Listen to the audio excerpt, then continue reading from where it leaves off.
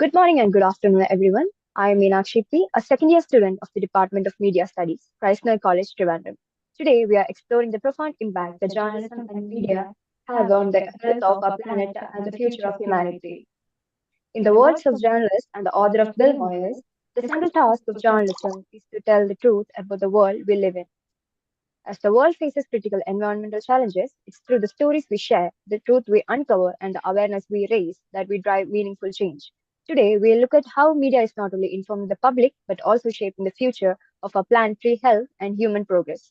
A very warm welcome to Int'l 2025, an international conference on media, planetary health, and human progress, navigating the intersection of communication, environment, and global well-being for sustainable futures organized by Department of Media Studies, IQAC, College, Trivandrum, India, in association with Artificial Intelligence, Journalism for Research and Forecasting, UAE, and Focus Games, UK. Let us start with a silent prayer.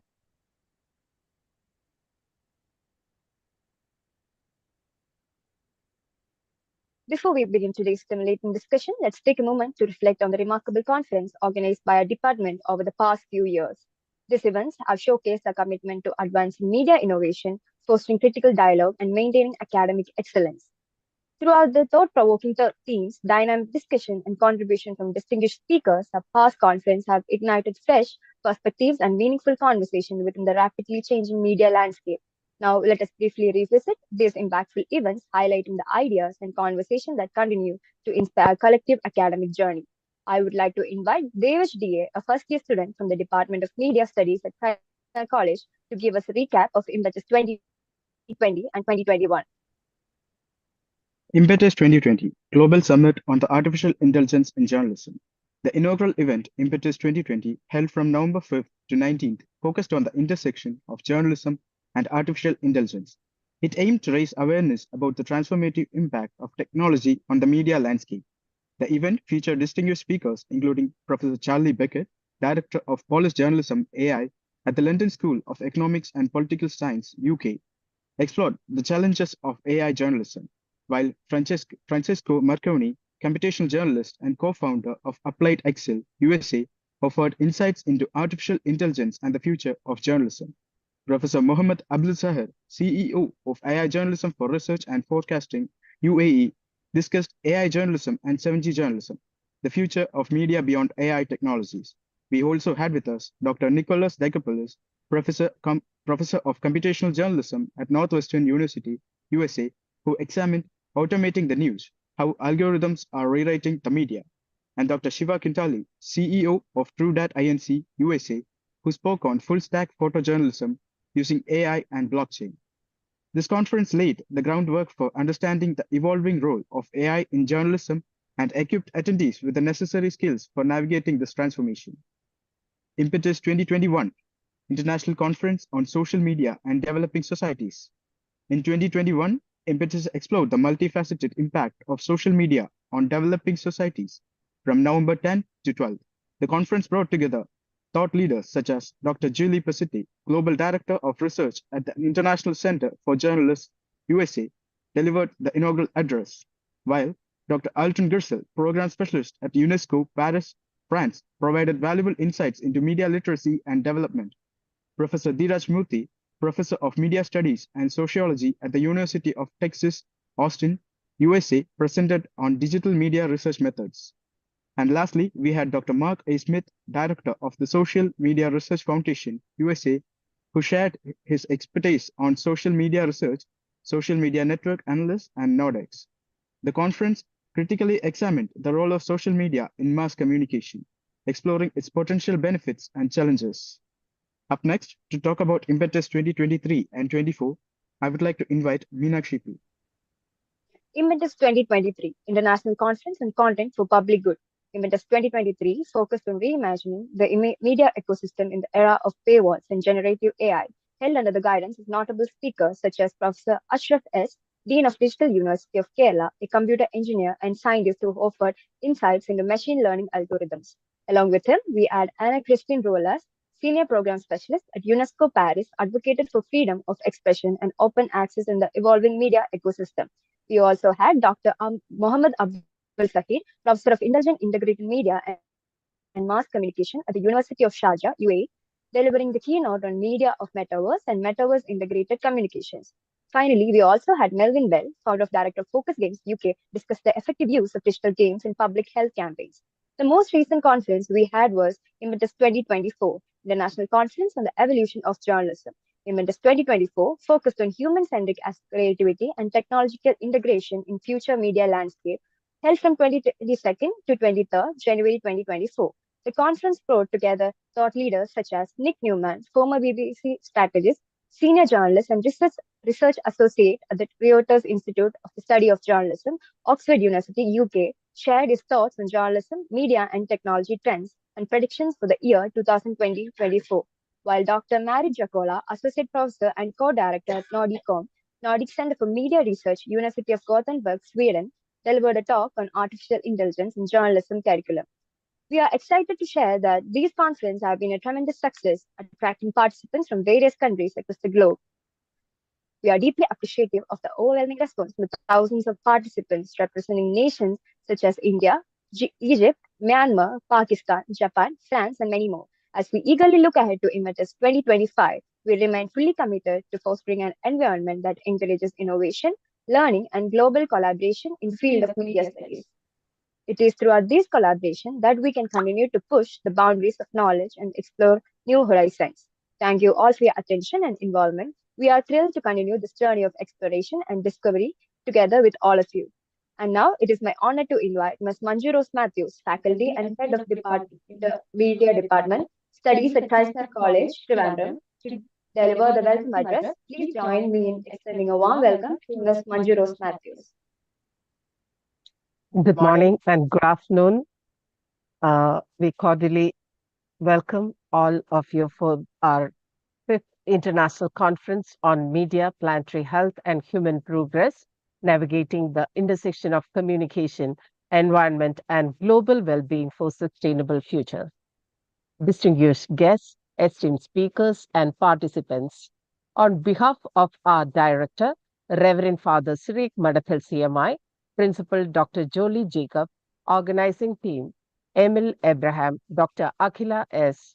Bindujavi, and our student coordinators, it is my honor to welcome you all to the second day of Impetus 2025, 5th edition of the International Conference organized by the Department of Media Studies and AIJRF, Nagar College, Trivandrum, India. The theme of this year's conference is Media, Planetary Health and Human Progress.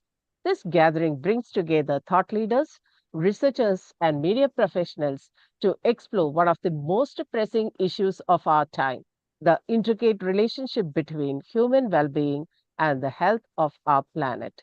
I especially welcome our keynote speakers who accepted our invitation to join as keynote speakers for the conference. Professor Tracy Levitt-Jones, University of Technology, Sydney, Australia. Claire Lane, CEO of Save Our Supplies, Australia. We have 2 interesting sessions to start the day. We also welcome Melvin Bell from Focus Games UK and Professor Mohammed Abdul Zahir from AIJRF UAE, our associate partners for the conference. Planetary health is more than an environmental concern. It is defining the challenge that affects public health, equity, and the survival of future generations.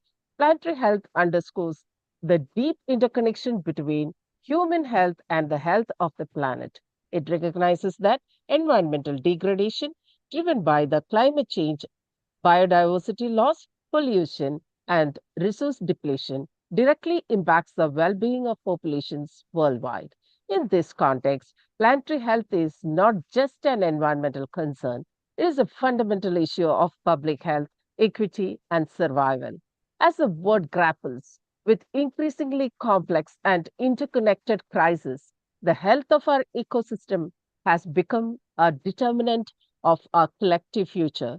As these challenges intensify, the role of media and communication becomes even more critical in shaping awareness, influencing policy, and mobilizing collective action. This conference aims to illuminate the power of journalism, storytelling, and digital platforms in addressing planetary health.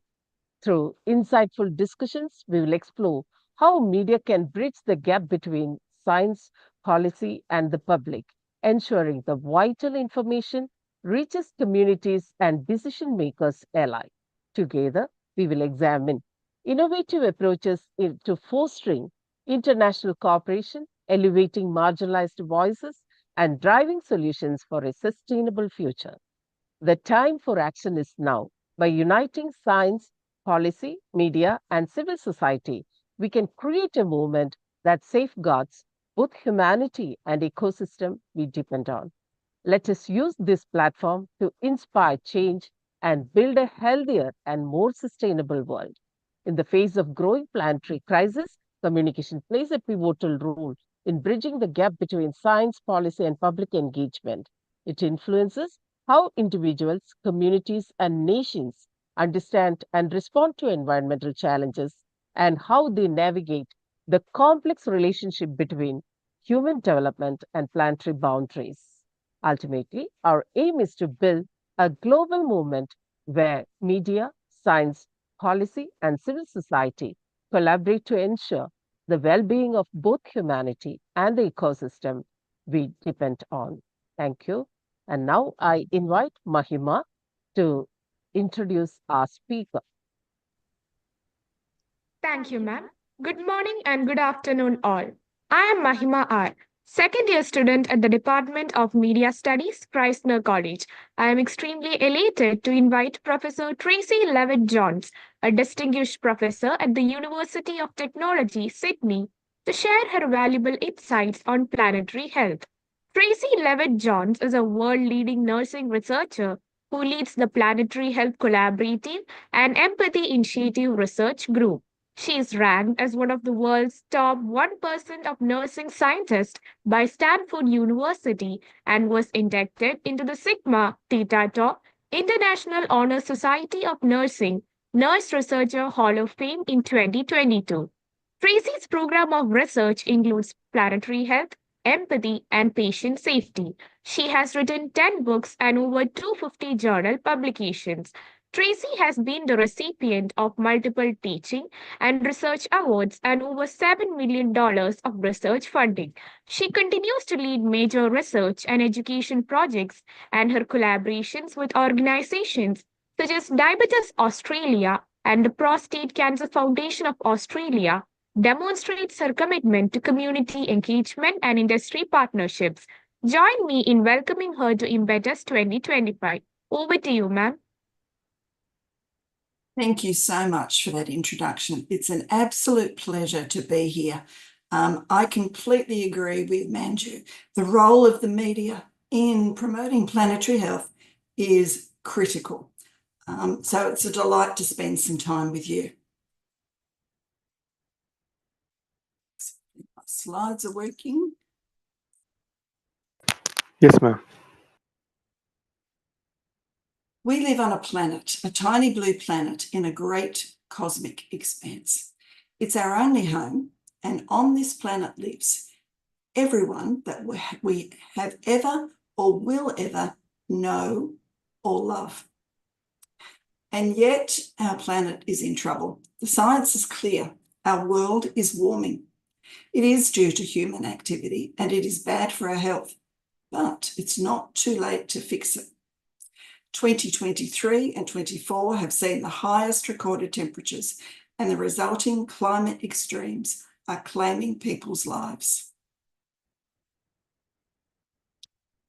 Antonio Guterres spoke at the COP 2024 session, and he said, "The climate emergency is a story of avoidable injustice.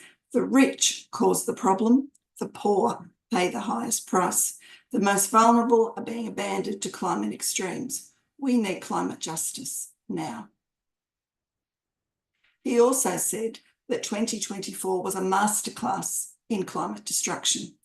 Biodiversity destroyed in sweltering seas, workers collapsing in insufferable heat, floods tearing through communities, droughts ravaging crops.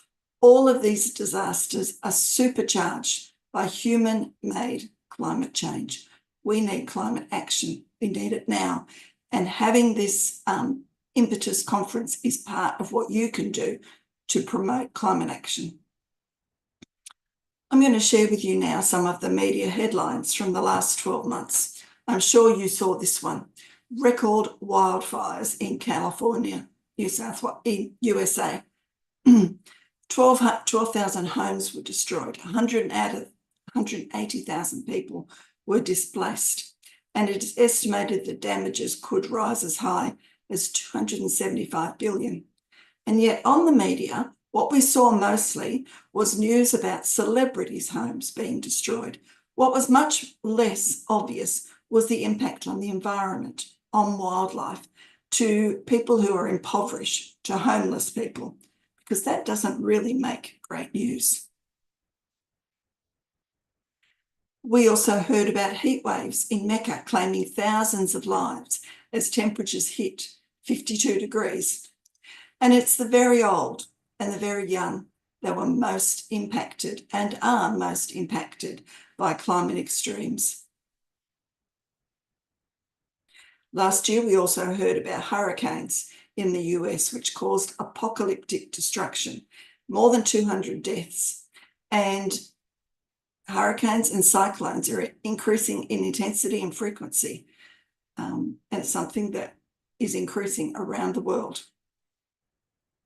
In Africa, we see millions of people experience hunger and water shortages as a result of extreme droughts in the south of that continent. More than 24 million people are facing hunger and water shortages, causing an unimaginable humanitarian situation. In the Philippines, tropical storms impacted thousands. At least 26 people have died, but thousands and thousands were left homeless. Similarly, in West Sumatra, floods and landslides occurred after severe storms, and hundreds of fatalities occurred, and there were 80,000 people needed to evacuate. And in my own country, rising sea levels have damaged food sources and ancestral burial sites in the Torres Strait Islands. And these islands are among hundreds of millions of other islands that are leaving hundreds of thousands of people homeless, caused by rising sea levels. And air pollution continues to rise in Bangladesh. A new report from UNICEF reveals alarming trends in air quality in Bangladesh and many other South Asian countries. In last year alone, air pollution was responsible for over 235,000 deaths in Bangladesh, and many of these were children. In fact, 700,000 of these were children, and their lives were claimed by poor air quality.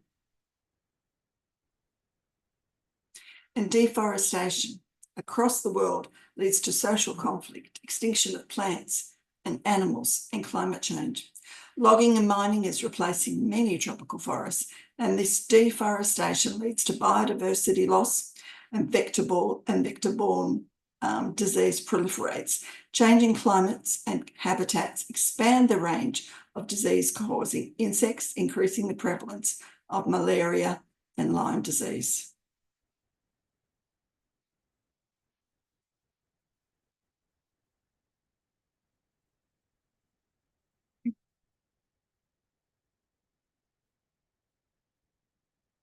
So, as we've already heard, and in fact, Manju's summary almost provided a synopsis of this presentation.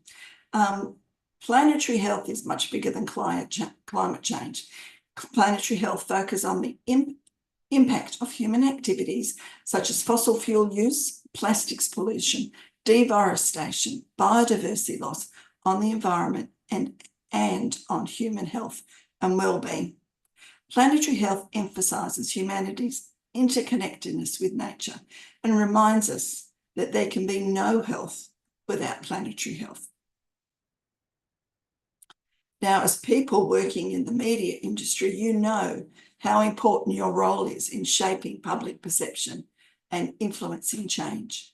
You would be aware of the power of headlines the influence of social media, the role of media bias, the importance of objective reporting, and the need for media literacy. When it comes to climate change and planetary health, the media has the power to frame and communicate environmental changes, including the climate crisis, shape public perception, influence attitudes, and impact behaviours toward climate change and related health issues. The media plays a critical role in political discourse and policy agendas. However, the rise of media bias and misinformation, especially in the current post-truth era, poses significant challenges by distorting public understanding and often downplaying the scientific consensus on the impact of climate change.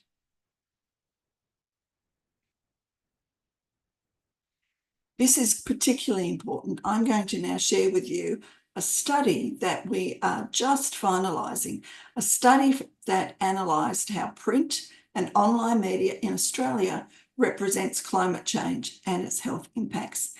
This study was inspired by a similar study undertaken in Canada, and interestingly, we found quite similar, although not exactly the same, results.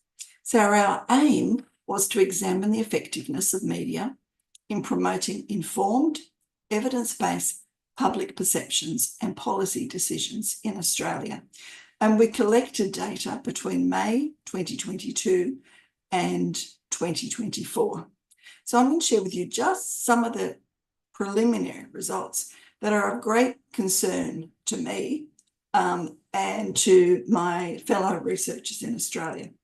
What we discovered was most of the media reports were sensationalistic in nature, and there was limited use of credible sources and scientific evidence. A few of the reports were solution or action focused regarding climate change, particularly with mitigation and adaptation strategies. They focused on problems much more than solutions. And most of the reports had a very negative tone and led to a sense of hopelessness rather than hopefulness. We have to change how media is reporting planetary health related issues if we're going to shape political discourse. And it's very possible to focus on what is working and what is being done. So I'm going to share some examples of some really positive outcomes that contrast starkly to the previous media headlines that I previously shared with you. For example, an Australian logging company was forced to withdraw its plans to exploit growth forests in the Solomon Islands following opposition from the local AIJRF community. That is wonderful news. In Sweden, the bottom trawling in protected marine areas has been banned. In Germany, 59% of electricity generation is now from renewable energy sources. Imagine if we could replicate that around the world. And recently, the European Court of Human Rights ruled that governments failing to address environmental pollution is a violation of the human right to life. There is much good media, much scientifically based media, and that is what we really need to focus on. Now, against that background and against the background of negative approaches, my research team said, we really need to look at this situation and these matters differently. So what we started to do was look at the notion of planetary health. Planetary health takes a solutions-focused approach, and it explores how empathy for the planet and its inhabitants might influence both pro-social and pro-environmental behaviours.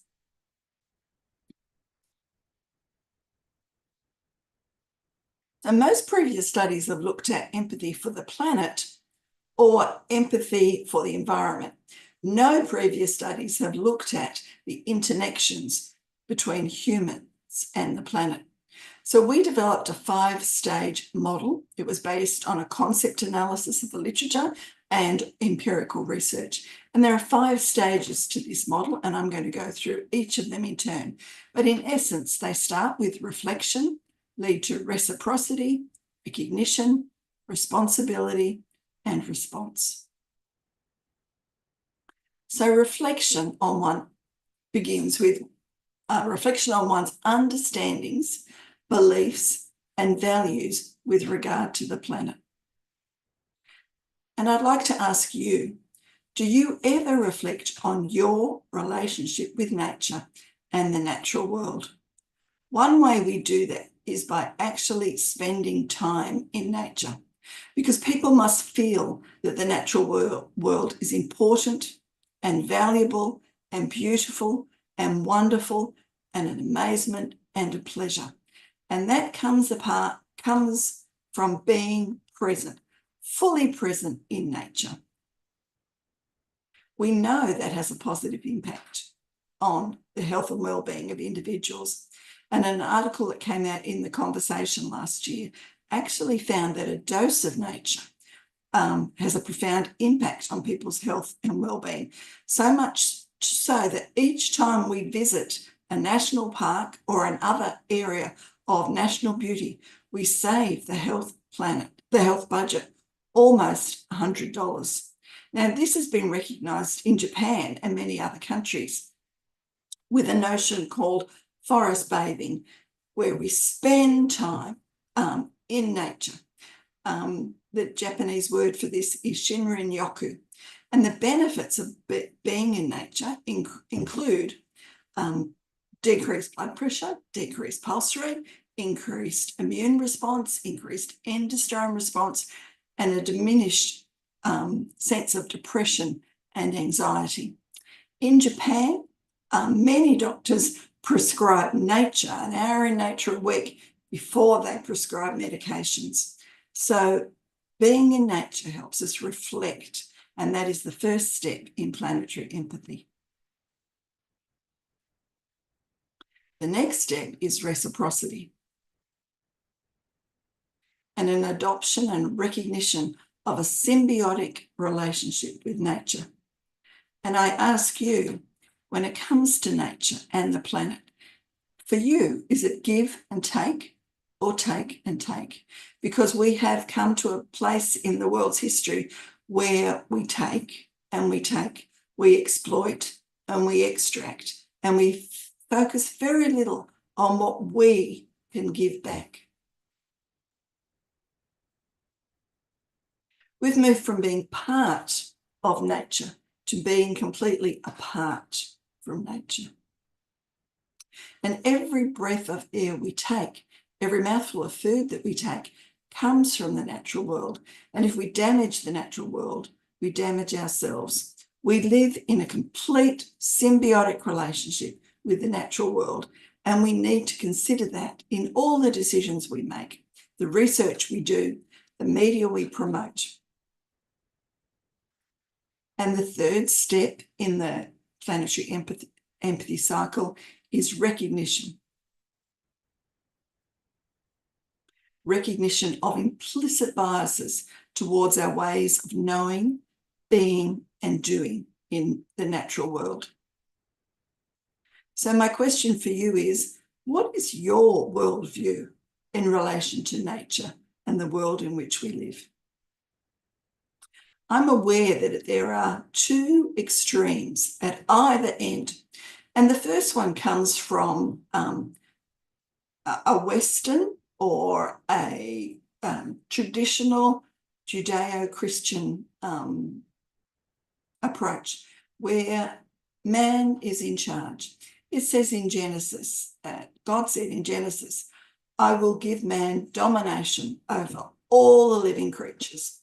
When I've consulted a friend of mine who speaks Hebrew, she said domination was not in the original translations. What it should have been was stewardship, which makes me much happier as a Christian, because I believe as stewards of the natural world, we are required to protect and preserve the planet for current and future generations.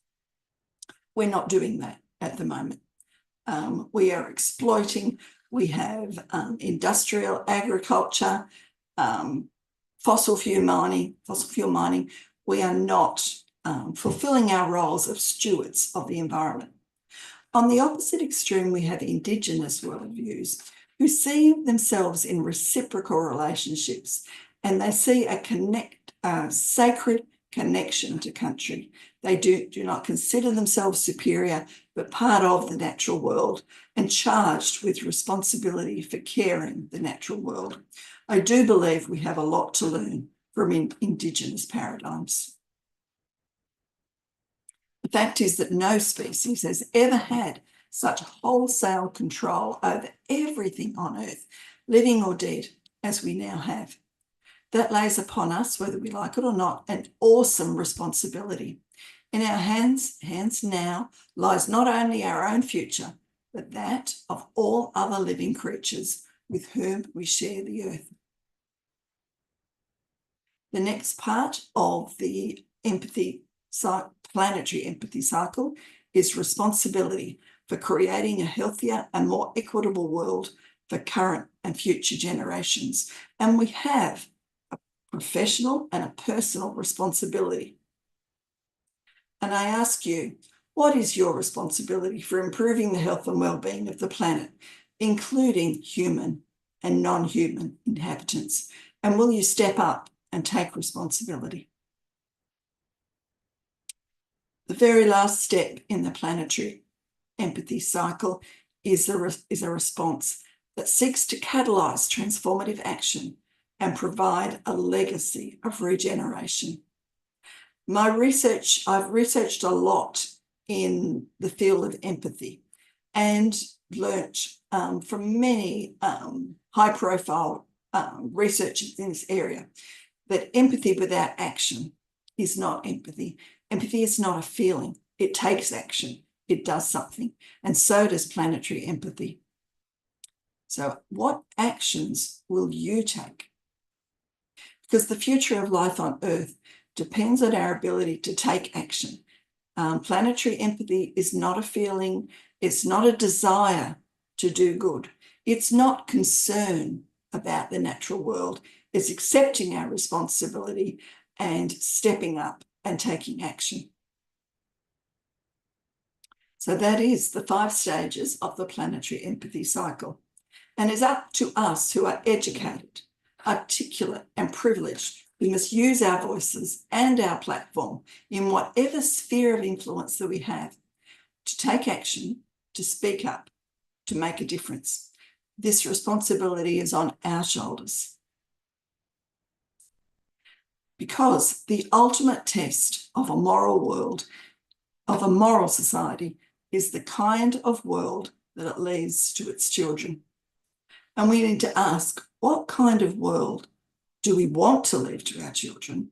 And what are we going to do to ensure that we are taking action that allows the future of this planet to succeed?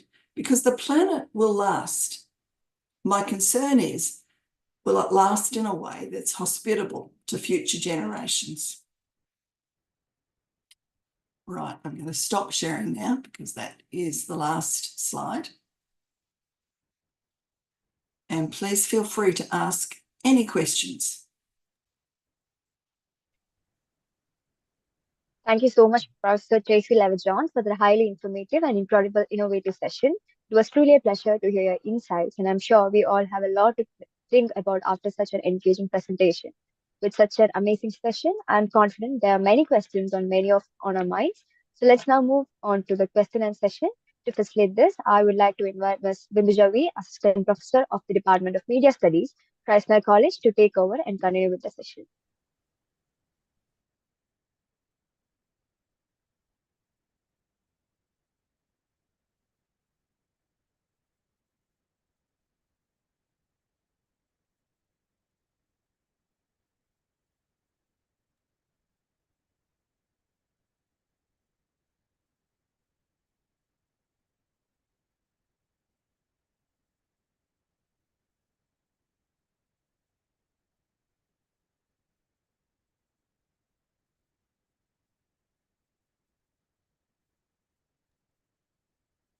Thank you, Meenakshi. Is it audible?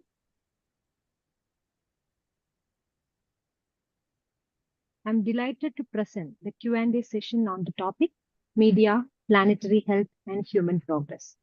I think this will be a great opportunity for the participants to engage with the speaker. Let's move on to the questions.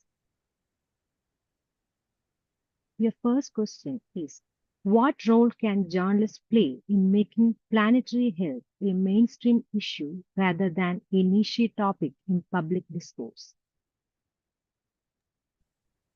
What a terrific question. When I spoke about the research we've done, what we found was often when climate change or anything about the planet, and certainly when there was an article about climate and health, it was relegated to a hidden spot in the paper or in the media report, often difficult to find. So what can journalists do? I think we need to use our combined voice. We need to raise awareness, but we need to do it in a way that individuals reading the reports are captured. You spoke about storytelling, and I think it's so important to tell stories.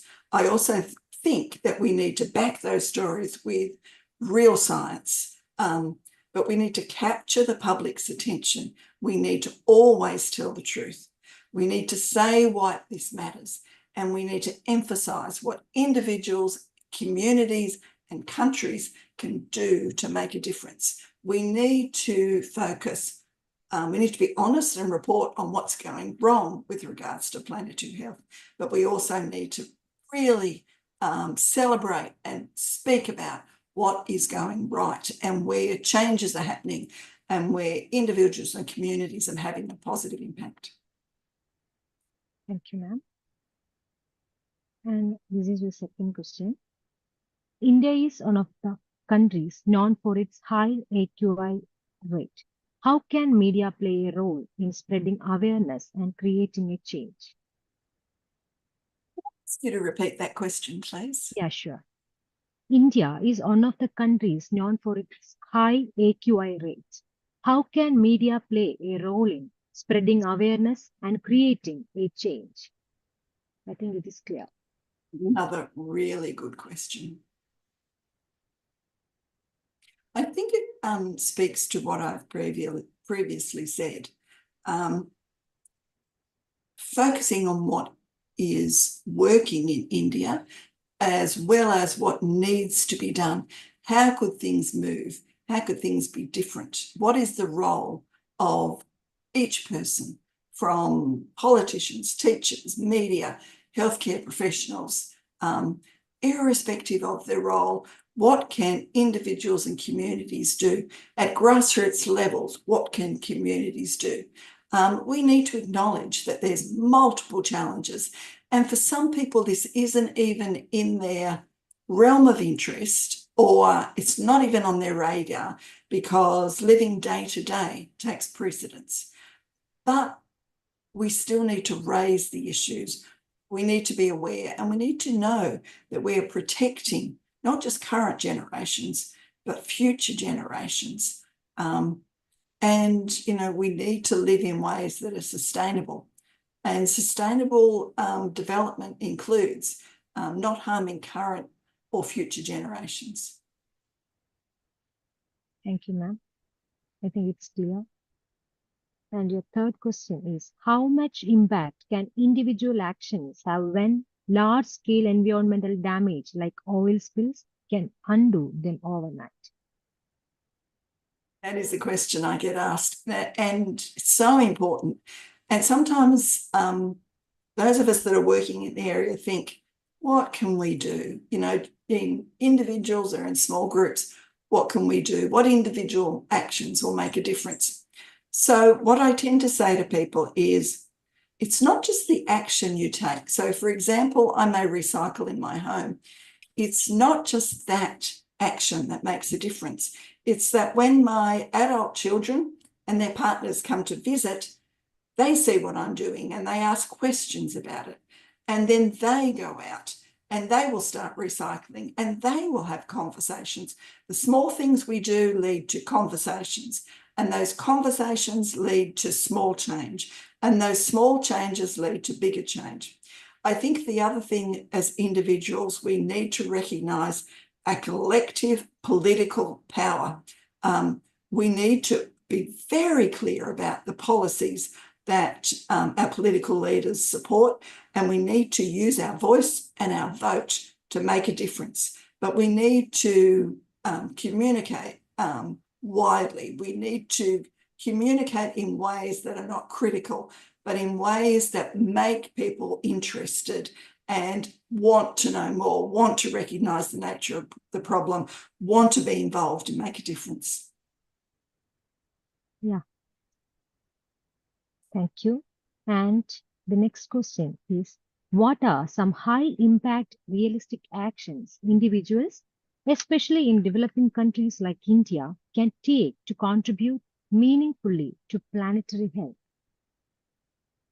You know, I give a workshop on this topic, and we usually allow 90 minutes for this particular question in particular, and we brainstorm, you know, the things that we can be doing. And I am always inspired and surprised by the huge range of individual actions that can be taken, from living more sustainably, recycling more seriously, being very careful about our use of single-use plastics, by being very careful about, and this is a problem that Australia leads and I'm ashamed of, being very careful about the clothes, the disposable clothes that we buy.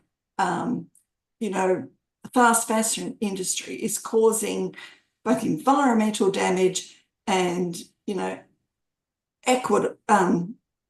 serious problems for individuals that are in the fast fashion industry. So what I would recognise and what I would applaud you to do is to get together and have these conversations and say, I'm doing this, I've seen this, and share those ideas, because by sharing, they multiply. You know, I would love to be there with you and spend the next couple of hours brainstorming what could be done in India, because I think people themselves have brilliant ideas, and what we've got to do is have more conversations about them. Thank you, ma'am. And your last question is, lead toxicity is worldwide crisis. Over 250 million children are having higher levels of lead. How can planetary health organizations work to address the silent killer? I think the healthcare sector has a huge responsibility. You know, we contribute, in Australia, we have shameful 7% of carbon emissions. Internationally, it's 5% of carbon emissions. In the United States, nearly 10% of carbon emissions. So we need to say, as a healthcare industry, what could we do? Because we both have to mitigate or prevent ongoing problems, but we are also charged with the responsibility of adaptation. And when people come to us that have suffered extreme heat waves or been subjected to floods or bushfires, we also need to respond to that. So we need to be, both in the healthcare sector and beyond, very aware of that deep interconnection between planetary health and individual health. And then we need to see what we can do in healthcare and beyond, and what we can take responsibility for. Thank you. And that's clear, I think. Let's hope the policies will be reviewed by the authorities timely for a better environment and a safe tomorrow for our future generations. Thank you for joining us for this insightful Q&A session. We hope the discussion provided valuable takeaways and you have answered the key questions. Switching to Meenakshi, thank you. An absolute pleasure. Thank you so much, ma'am, for answering all our questions so wonderfully. I'm sure all the doubts we had have now been cleared, and it was truly an insightful session A special thanks also to Ms. Bindu Jauri for facilitating the Q&A session and effectively conveying the participants' question. Up next, it's my pleasure to invite Nagar B, a second year student from the Department of Media Studies at Chrysler College, to introduce our next keynote speaker. Thank you. Thank you, Tracy, for being here for an inspiring session. Hope we will collaborate in future too. That'd be wonderful. Thank you so much. I hope you enjoy the rest of the day and that the participants make a future change in the media. Take care. Thank you. Thank you so much.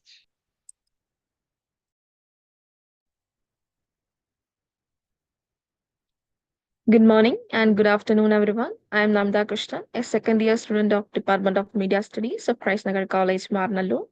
I am pleased to introduce Ms. Claire Lane, CEO, Save Our Supplies Australia. Claire Lane, the compassionate and driven founder of Save Our Supplies SOS, as a dedicated registered nurse with a specialization in theatre nursing, she witnessed firsthand the alarming amount of clean medical supplies being wasted in hospitals. Determined to make a positive change, Claire founded SOS to collect and repurpose these supplies, redirecting them to communities in need around the world. Her passion for sustainability, coupled with her expertise in healthcare, has led SOS to save over $7 million of clean medical waste every year and support those who lack access to essential medical care. I am honored to welcome you to deliver an insightful session. Kindly join me, ma'am. Thank you so much for that lovely introduction. And I do apologize for the little puppy that's on my lap. She might be a bit distracting, but she's trying to eat my power cord. I'll just share my screen. It said that it's disabled me sharing.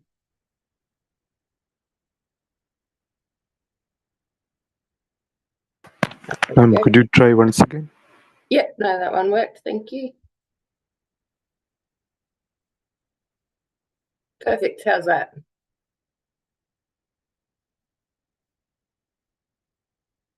Awesome. Well, thank you so much for inviting me to be here. As my lovely introduction said, my background is in theatre nursing. I've been in theatre nursing since 2008, and it was quite early on in my career that I noticed perfectly clean and usable medical equipment being thrown into waste for really simple reasons. For those of you that don't work in operating theatres, most of our supplies come in a sealed, sterile pack. So these have the basics that you need for any particular operation. So you've got your drapes, dishes, gauze, gowns, scalpels, syringes, and more. The day that I decided to do something, we threw away 3 of these packs. The first pack was thrown away because it was opened and the patient wasn't medically fit for the operation, so everything got thrown into the bin. The second pack had a slight nick in the outside of the packaging, so everything inside was considered unsterile and got thrown into the bin as well. The third pack was a fly in the operating theatre. A tiny little fly in the corner of the operating theatre saw all of these usable supplies get thrown into the bin. I went round my managers and my supervisors and my educators and asked what we're doing with this. Something needs to be done. We can't just be throwing it away. I basically got told to go back and do the job that I was paid to do and stop asking questions because it was the way it was always being done. That didn't really sit nicely with me, so I went home and I tried to call as many places that I could find, and I quickly found out nowhere was actively trying to save these supplies. This is just one small operation. As you can see, I don't know if you can see my clicker, but there's a clean bandage in there. There's a clean kidney dish and there's clean gauze, just because we had no policies in place for what to be able to do with this. So it was easier for the nurses and the medical staff just to throw them away with the normal general waste. So I founded Save Our Supplies to solve 2 problems. The first problem is a bit closer to home. It's the fact that we're throwing away millions of dollars worth of supplies every month. These figures that you see only come from one state in Australia. So one state is throwing over $60 million worth of supplies away. And not only do they have the value of these supplies, they also have to pay to put them into landfill. And we're creating tens of thousands of tons of perfectly usable landfill every year. The reason, however, that I decided to start this was because around half the world's population don't have access to basic, clean, life-saving medical supplies. We help developing countries. We help the healthcare for the homeless a little bit closer to home, and we also help with disaster relief. So after the floods, after earthquakes, and we will send our supplies over there. So working in theatre, I know it's quite a high-paced environment. We don't really have time to go through and sort out things that are usable and things that aren't. So I came up with a really quick and simple solution, and that was to put in a clean collection bin into the hospital's operating theatres. So how we work, we put in our bins into every hospital. At the moment, I've got every public hospital on Metro North, the Brisbane side on board, and a couple of other private hospitals, so about 18 hospitals in total. My dream is to have this as part of every workplace policy, that nothing clean and usable gets thrown away. So these bins are picked up by either ourselves or our partners at Medline, and we take them back to our warehouse where our volunteers sort and repackage them. We do our own due diligence into what we deem is fit for purpose. If it's not fit for purpose, we don't send it over. We've then partnered with another NGO called Airlink. So they have partners with a lot of the airlines throughout the world, so we can get our stuff to the people for either free or really, really cheap. When I think of an operating theatre, this is the type of theatre that I would work in. It's high tech, it's clean, and it's got everything that you need. But the reality of places that I've been is that this is the operating theatres that people are working in. They don't have clean supplies, they don't have good airflow, and they're lacking the basic things that my country is throwing away. These two beds, the one on the left-hand side was thrown away because the mattress was slightly stained, and the doctor didn't appreciate that, even though there's a sheet put on top of it and the doctor doesn't have to sit on it anyway. The other one is an operating bed. Every 10 years, the hospital that I work at upgrades their operating beds. When I first started SOS, they didn't give me a week to pick up these operating theatre beds worth about $30,000 each to try and redistribute them to hospitals in need, and they got sent into the skip. When the reality of places like Papua New Guinea, this is what you're looking at as far as what ward beds look. The one with the pallet with the man you can see is one that he built with pallets that we sent our supplies over. The other ones are maternity beds that are rusty and not hygienic in the slightest. We also throw away bandages for really silly reasons. I once had a doctor that made me throw away a bandage because he didn't like that I had a brown bandage and a white bandage. He wanted the bandages to match colours. So he made me throw the white one in the bin and open up a new brown one so the colours matched. They also have expiration dates on them. So we will throw away perfectly good, clean bandages just because there's an arbitrary expiry date on them. Whereas places that I've visited and clinics that we've done, people are making use of anything that they can get. They told me, that one bandage has been used for the entire village for over a year. It gets rewashed and not even washed and cleaned. It will just go to the next person. They get filled with dirt and filled with sand. And it horrifies me that I'm being made to throw away a bandage in my country because it's the wrong colour, whereas this is the stark reality in a lot of places across the world. These are called LMAs. These are the breathing tubes we put down your throat when you're in an operating theatre to help you breathe. We will throw these away in a sealed, sterile packet, again, because they have an arbitrary expiry date, when we all know plastic does not expire. We also use these once on one patient, and then they get thrown into the bin. I visited a place in Samoa they'd been using the same LMA for over a year on multiple different people. They dip it into an anesthetic fluid and let it dry. And we're throwing them away after each use, and even though they are in a sealed, sterile pack. We're also really fortunate with PPE in my country. We will never go into a room that we consider unclean without having full PPE on. As you can see, we've got gloves, we've got masks, gowns, face shields, and everything. Again, in the places that I've worked, the stark reality is half the time we don't have access to any kind of PPE. We're doing things with no gloves and just washing in between.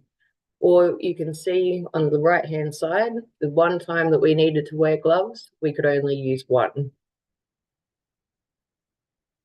So I show this screen because it was a big year a couple of years ago, and I am proud of these awards that I've got.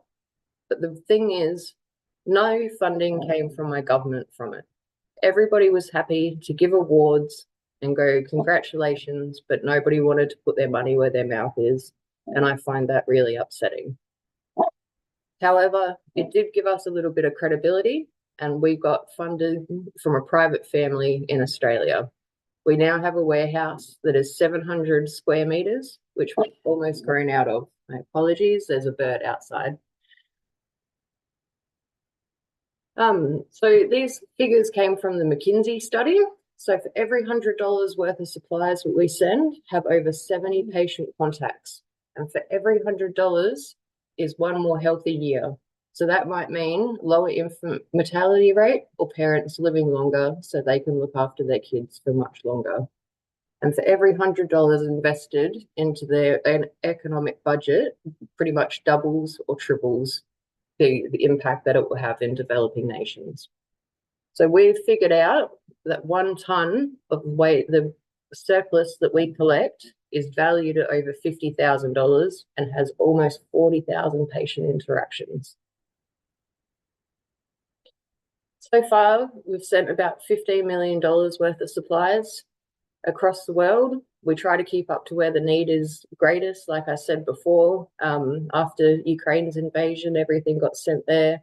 Recently with the Gaza situation, things were going there. And most recently, the earthquake in Vanuatu. We try to keep up to where the need is. We also try to help a little bit closer to home as well. We kept a healthcare for the homeless clinic running through COVID by providing them PPE and hand sanitizer to give care to the most vulnerable groups that we have. The reason I keep doing this is because this is what I love to do. I was always going to go and I was always going to work overseas, but life got in the way a little bit and changed my trajectory. I'm really happy it did now, because instead of just being able to go help one community at a time, I was able to build something that is helping thousands of people every year. These two little things are also one of the reasons that I do this. These are my 2 kids. I want to show them that one person really can make a difference in life, and it just takes one person to stand up and go, no, this is wrong and something needs to be done about it. This photo here is 1 day worth of supplies that one hospital in Australia throws away. 1 day. Can you imagine what we collect in a year? Thank you so much for listening to me. I apologize about my dog barking, but thank you very much for the opportunity to share my story. Thank you so much, Ms. Claire Lane, for that incredible, insightful, and thought-provoking session. It was truly a privilege to hear your valuable perspectives, and I'm certain we all have plenty to reflect on after such an engaging and enriching presentation. Given the depth of the session, I'm sure many of us have some questions. So without any further ado, let's now transition to Q&A segment. To guide us through this, I would like to invite Ms. Bindu Javi, Assistant Professor of the Department of Media Studies, Christner College, Trivandrum, to lead and facilitate the session. Thank you, Meenakshi. I'm pleased to invite you all for another Q&A session where we will have an insightful Q&A section with regard to the safe supplies. Moving on to the questions.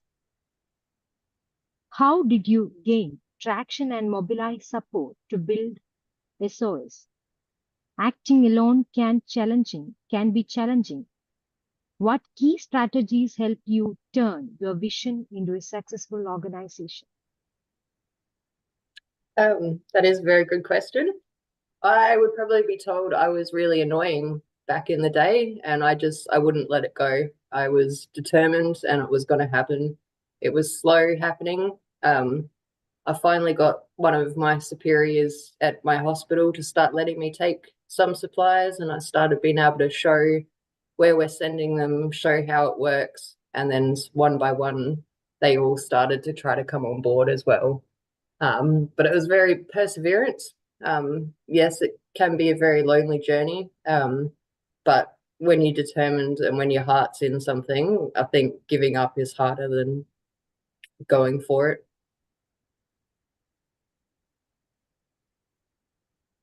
Thank you, ma'am. And your next question. How do you track the hospitals or places that require these supplies? A lot of the times I've tried to go over and travel to the places that are getting sent, so I have a greater understanding of what they need. Our partners that I don't want to name and shame from the beginning used to assume what people needed, so we were sending shipping containers worth of supplies over that maybe the community didn't need, and then we were creating a storage issue on the other side. So I'm trying to make personal relationships with the hospitals and with the communities to understand exactly what it is that they need. We've also built an online ordering system. So instead of us packing a box for somebody and going, hey, we think you need this and that, they'll go onto our website and they'll order exactly what it is that they need. So, for example, Fiji a couple of months ago was letting me know that they ran out of sutures during a cesarean operation, and the poor patient had to wait for hours to get sutures sent. So we were able to send exactly what they wanted in a timely manner. So that's one of the really good things about our new partners is that we can go small and often. We also get a MOU, so just a legal document signed with the organisations that we send supplies to. So we have to do our due diligence to make sure they're actually going to where they go. So we require a lot of photographic evidence and customs report and consignee report and everything. Okay. Thank you, ma'am. And your third question. If an entrepreneur in India wanted to start a similar initiative, what key steps would you recommend to ensure long-term success? To ensure what, sorry? To ensure long-term success. Oh, look, that's a hard one. I think that is a very hard, because I have also run into the same problems myself. I've had my father on board and he gets introduced before me, even though I'm the one that started this. I'm very well aware of that. He's a lovely man, though, don't get me wrong. I think just keep going. You know that what you're doing is right.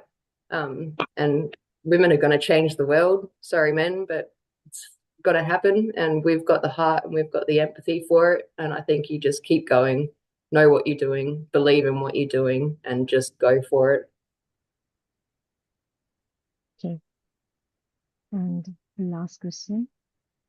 There is large divide in India with regard to access to medical supplies for millions in rural India, while urban hospitals and health systems have abundance of supplies.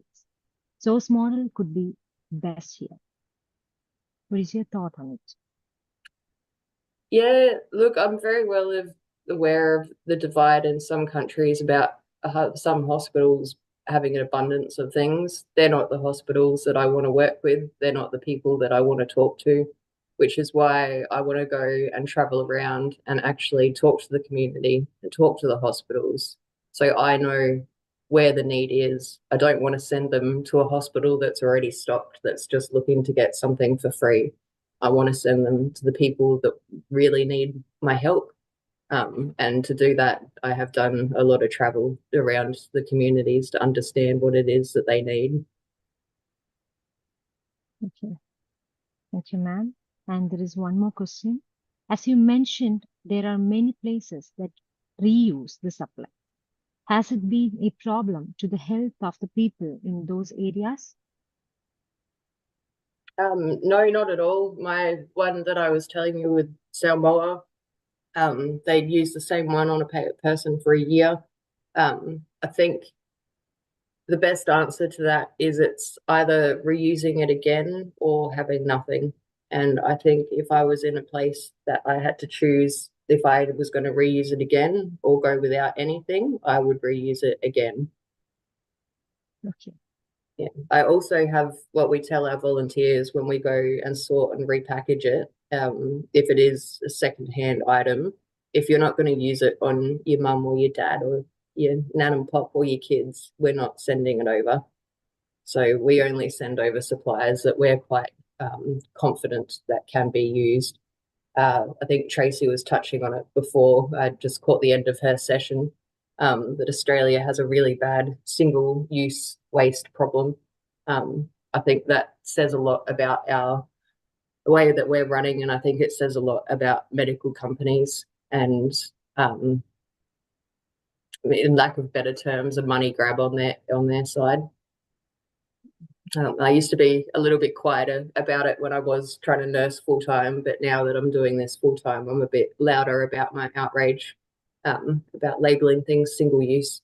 So just another example, we have single-use steel scissors or steel needle holders, which there's no reason that they should not be used again. Okay. Thank you. Thank you. Thank you for engaging us with your answers. Your answers are insightful, and I think it will definitely initiate conversations. Thank you Yeah. once again for your effort to engage with our participant queries. Over to Meenakshi. Thank you so much for having me, the opportunity to present. And again, I do apologize about the little dog. But please, if anybody, feel free to contact me. It's one of the things, the joys of coming from being invited to speak at things like this. I get to meet new people and understand other communities and what the needs are. So please feel free to reach out and let me know what I can do to help. Yeah, hello, Claire. Thank you so much for accepting our invitation and for the wonderful session, and the informations you provided are really valuable. And it's wonderful to see how we are making an impact with Save Our Supplies, and this demonstrate how individuals can make a difference in preserving planetary health. And good luck for all your initiatives. And we look forward to associating with you in future. And Thank you so hope much. and I hope media can do wonderful job in associating with you. Absolutely. Well, media has been a fantastic thing for trying to get the message out there. Thank awesome. Thank you so much. I hope you enjoy the rest of your day. Thank you. Have a Thank great you. day. You too. Bye. Bye. As we bring today's session to a close, I would like to take a moment to express our deepest gratitude to all those who contributed to making this event such a success. First and foremost, a heartfelt thank you to Professor Tracy Levitt-Jones, University of Technology, Sydney, Australia, and Miss Claire Lane, CEO, Save Our Supplies, Australia. Your invaluable insights have truly enriched today's session, and we are grateful for the time and effort you dedicated to sharing your expertise with us. Our sincere thanks also goes to our esteemed advisory committee, especially Reverend Father Siriak Madhu CMI, Director and Manager of Chrysler College, for his unwavering support and guidance throughout this event. A special thank you to Dr. Jolly Jacob, Principal of Chrysler College, and Ms. Manju Rose Matthews, Head of the Department of Media Studies, for their continued leadership and dedication to fostering such enriching experience for our community. We would also like to extend our appreciation to organizing committee, especially faculty coordinators, Mr. MLS Abraham, Dr. Agla S., and Ms. Binduja V., and the student coordinators, R.O. Melchis, A.I. Krishnanaja, Devaj D.A., and Neba and Thomas, whose hard work and commitment made this event seamless and impactful. The efforts behind the scenes were truly invaluable. Finally, to all the participants, thank you for your enthusiastic involvement and engagement. It is your energy and commitment that make this discussion so meaningful. Once again, I would like to thank each and every one of you for joining us today. It has been an enriching experience, and we hope you have gained invaluable insights from the session. Tomorrow, on day 3 of Images 2025, there will be a paper presentation. That's all for today. I am Meenakshi P, signing from Crisis College Trivandrum. Thank you once again, and we look forward to seeing you tomorrow. Have a nice day.